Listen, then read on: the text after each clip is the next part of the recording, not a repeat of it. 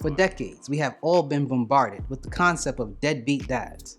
And although they do exist, I'm not going to waste your time talking about a topic we all know all too well. What I will do is level the playing field so that you can see that contrary to popular belief, deadbeat mothers also exist. We don't usually talk about mothers because the general consensus is always blaming the fathers, as if the mothers had no part in the situation. It was all his fault, right? Wrong. Welcome to Back to the Basics, where you learn facts, hope you embrace it. Watch, like, share, bring in awareness. Watch, like, share, bring in awareness. I'm fearless. Welcome to Back to the Basics, where you learn facts, hope you embrace it. Watch, like, share, bring in awareness. Watch, like, share, bring in. The United States has the highest rate of children living in single-parent households. 90% of single parents are mothers, but there's much more to the story than that.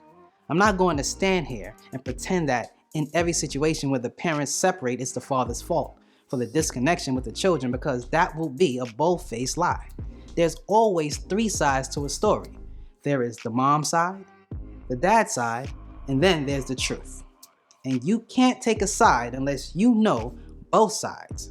That's called balance. Now, of course, there are fathers who disappear who just don't want to be a part of the child's life, and those are your deadbeat fathers, because you should take care of the children you bring into this world. But let us not forget about those fathers who do want to be a part of their children's lives, and yet they have bitter ex-girlfriends or bitter ex-wives who use their children as leverage and abuse the two-parent household coalition.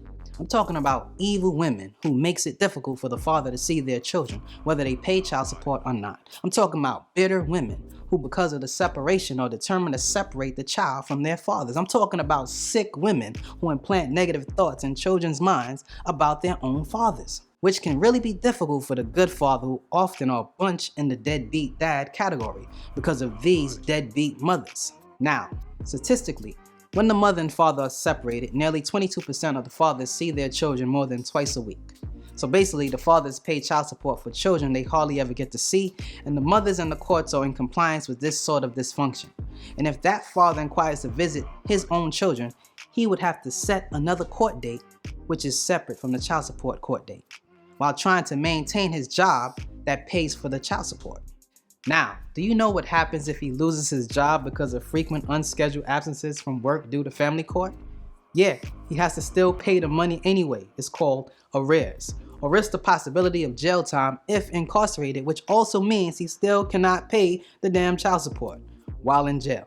And when he is released, he is still required to pay it or go back to jail. Caught in a catch-22.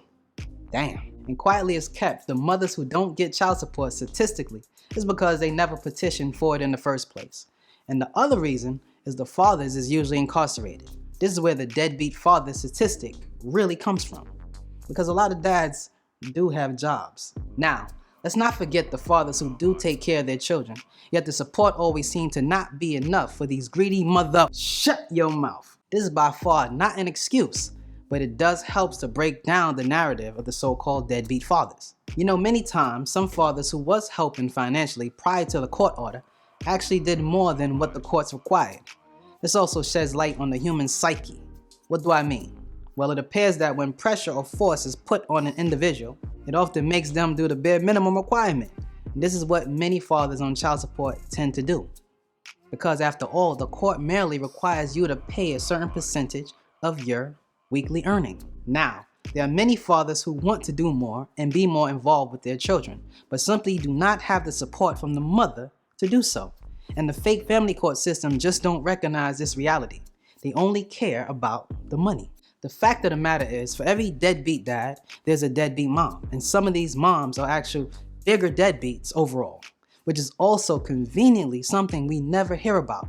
I guess women are like the mafia, untouchable. Although there is a small percentage of custodial fathers, you'll find in many cases that the non-custodial mothers don't pay child support. And not because the courts did not require them to, but rather because most fathers don't want the mother's money. If you did some research, you'll find that in many cases where the father do want the financial support, the fake family court judge all of a sudden become very lenient to the non-custodial mothers. So for all intent and purposes, the child support system, as well as some mothers, suck just as much as their male counterparts. Did you know that non-custodial mothers pay less than the non-custodial fathers? Talk about equality. The more that I research this topic, the more I realize that we make excuses for mothers while we never make excuses for the fathers. Damn. In closing, if you're going to bring a child into this world, regardless of how the relationship worked out, regardless if the person is now your ex, it is very important that you both work together for the child's sake. That means if you're the custodial parent and the child spends more than half the year with you, then you have the responsibility to let the other parent know when important events are taking place in you all's child's life, such as birthday parties, graduation parties, recitals, hospital visits, dental appointments, basically any major event that you know that is going on in you all's child's life. Is that too much to ask? And on the other hand, if you are the non-custodial parent, you have the responsibility to be a part of these events and help out financially, emotionally, spiritually as it pertains to you all's child. A simple concept, yet most parents just don't want to do the right thing.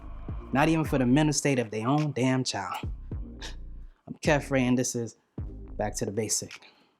I'm out of here, man. Facts we stated. You wanna know something? Go back to basics. Most saw trapping was called the Matrix. The world fibrilized, yet it's hard to face it. So I spread truth, hope you embrace it.